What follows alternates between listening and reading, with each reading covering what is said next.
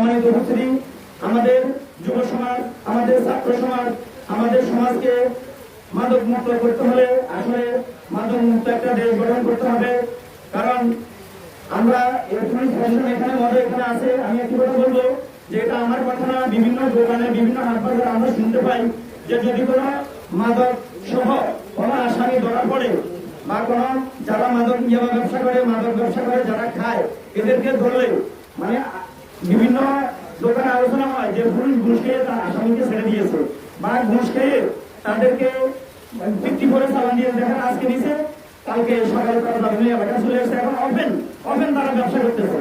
তাই আমি প্রশাসনের মহোদয় দৃষ্টি আকর্ষণ করে বলবো এই ধরনের বর্জন যে পুলিশের প্রতি আছে, মানুষের যেমন আস্থা ফিরে আসে, তাহলে আপনারা ওইভাবে কঠোর ব্যবস্থা করবেন।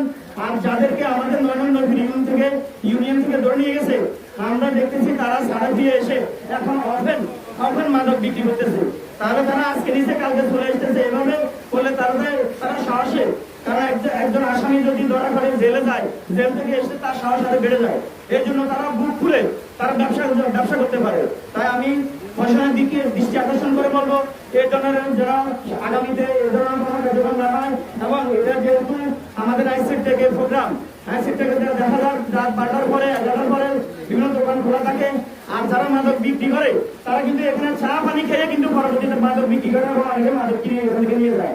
তাই প্রশাসনের দৃষ্টি আকর্ষণ করে বলুন এখানে যেন ঘোষণা করে দেওয়া হয় যে 11টার পরে আর কোনো দোকান যেন খোলা না থাকে। যাই হোক, সবাইকে ধন্যবাদ জানিয়ে আমি আমার বক্তব্য এখানে শেষ করলাম। আসসালামু আলাইকুম ওয়া রাহমাতুল্লাহি ওয়া বারাকাতুহু।